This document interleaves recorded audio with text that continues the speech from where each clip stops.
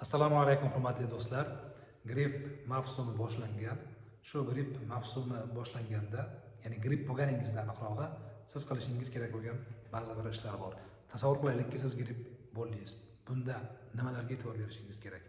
Birinchisi, ishingizni yengillashtiring. Agar siz aqliy ishda ishlayotgan bo'lsangiz ham, jismoniy ishda ishlayotgan bo'lsangiz ham 8-9 soat emas, balki kamroq ishlashga harakat qiling.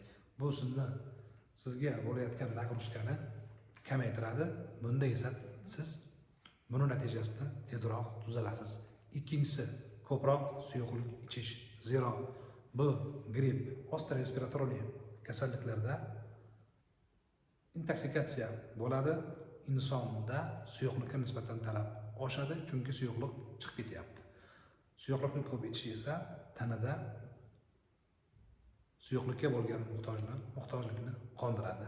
Keyingi tavsiya, yashayotgan uyingiz issiq bo'lishi kerak. Sovuq bo'lsa, tana harorati tanaga yoqmaydi. Buni natijasida tuzalish kechikadi.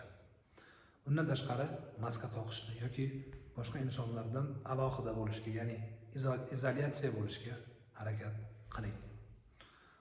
Yana bir bilishingiz kerak bo'lgan narsa shuki, o'ta kuchli dorilarni olmang. Misol, siz yoshsiz, kuchli ukollar, qimmat ukollarni olishni sizga tavsiya bermayman. Rahmat.